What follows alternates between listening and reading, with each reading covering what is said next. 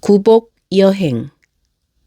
옛날에 시골 마을에 한 총각이 살고 있었다.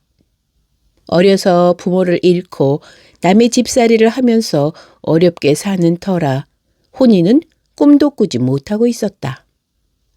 천성이 꽤나 고지식하여 저 사는 마을을 한치도 벗어나 보지 못한 채 손에 일거리가 떨어질 날이 없었다. 어느 날 총각이 일을 하러 나가는데 정자나무 밑에서 쉬던 노인들이 그를 불러 세우더니 뜬금없이 한마디를 던졌다. 아 그래, 자네는 평생을 그렇게 살 텐가? 저 사는 게 그렇지요 뭘. 여보게, 사람이란 다 제복을 타는 법이라네. 무언가 길을 찾아봐야지. 듣자니 서천 서역국인가를 가면 복을 탈 수 있다던걸. 그 말에 총각이 솔깃해져서 물었다. 어르신, 그 서천 서역국이 어디 있는 건가요? 아, 그거야 뭐 서쪽에 있으니 서천 서역국이겠지. 고지식한 총각은 그 말을 그대로 믿어버렸다. 그는 그 길로 달랑 보찜 하나만 싸서 짊어진 채 서천 서역국을 향해 길을 나섰다. 노인이 가르쳐준 대로 무턱대고 서쪽을 향해 길을 걷고 걸었다. 쉴 틈도 없이 땀을 뻘뻘 흘리며 부지런히 가고 또 가다 보니 어느새 날이 저물었다. 사방이 깜깜해져서 더 이상 길을 찾을 수 없었다. 머물러 쉴 곳을 찾아보았으나 인가가 보이지를 않았다. 총각은 밤길을 한참이나 더 걸어간 뒤에야 겨우 불빛을 발견하고 그 집에 찾아 들어갔다. 그 집은 커다란 기와집이었는데 예쁜 처녀가 혼자서 살고 있었다. 처녀가 총각에게 저녁상을 차려주고 나서 물었다. 이렇게 혼자서 어디를 가시는 건가요? 복을 타러 서천 서역국으로 가고 있답니다. 그러자 처녀가 잠시 뭘 생각하더니 총각에게 말했다. 그럼 내 부탁 좀 들어주세요. 난 집도 있고 땅도 있고 돈도 있는데 남편 복이 없어 이렇게 혼자 살고 있답니다. 혼인 약속만 잡으면 남자가 죽어버리니 대체 어떤 남자를 만나야 잘 살 수 있는지 그것 좀 알아다 주세요. 네, 그러지요. 그렇게 그 집에서 하루를 묵고 난 총각은 날이 밝자 다시 서천 서역국을 향해 길을 나섰다. 서쪽으로 얼마를 더 갔던가 하염없이 가다가 또 날이 저물어 한 집에 들어갔다. 그 집 주인이 또 어디를 가는 길이냐고 물었다. 서천 서역국으로 복을 타러 가고 있답니다. 그러자 그 집 주인이 또 무엇을 부탁하는 것이었다. 그럼 내 부탁 좀 들어주오. 우리 집에 크고 좋은 배나무 3그루를 심어서 배가 열릴 때가 훨씬 지났는데 도무지 열리지를 않으니 웬일인지 그 이유를 좀 알아다 주구려. 네, 그러지요. 부탁을 하나 더 받아서 길을 떠났다.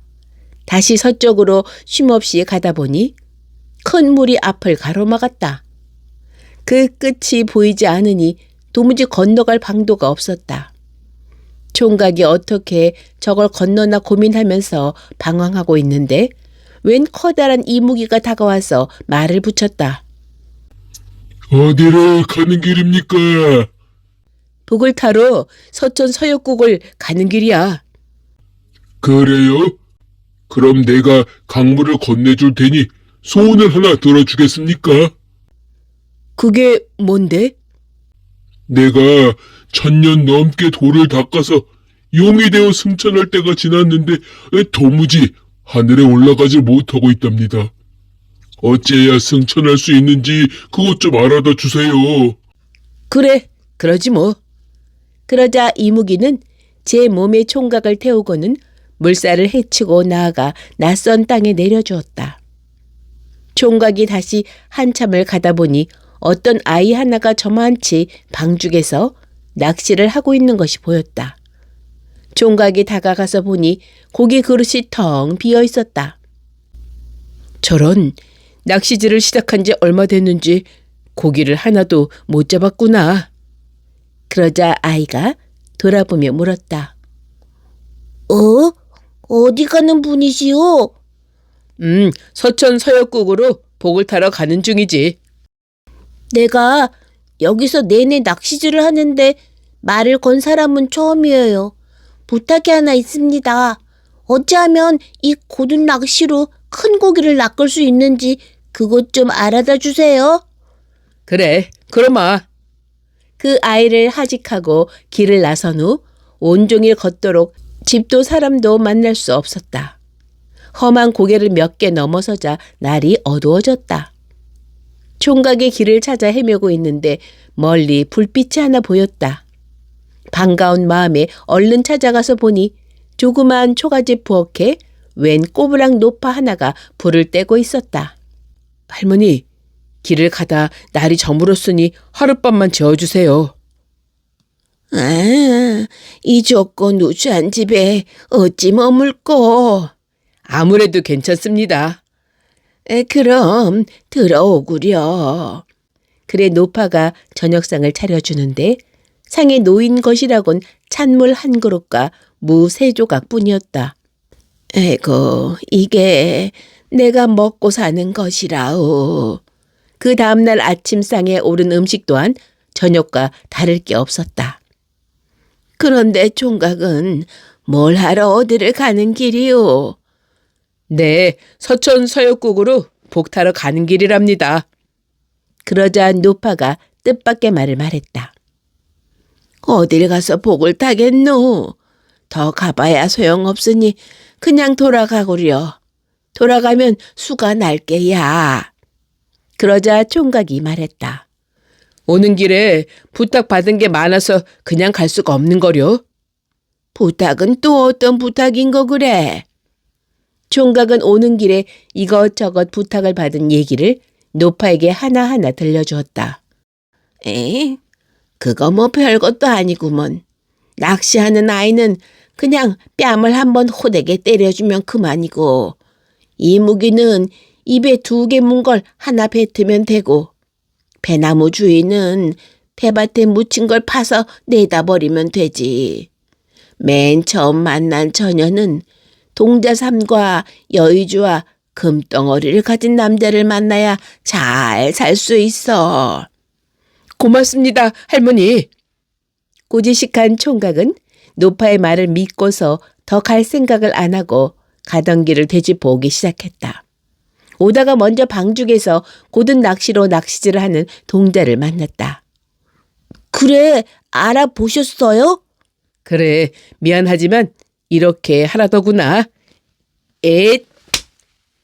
그러면서 총각은 다짜고짜 아이의 뺨을 후려 갈겼다. 그러자 아이가 풀썩 넘어지는데 가만히 살펴보니 사람이 아니라 무 비슷하게 생긴 뿔이었다.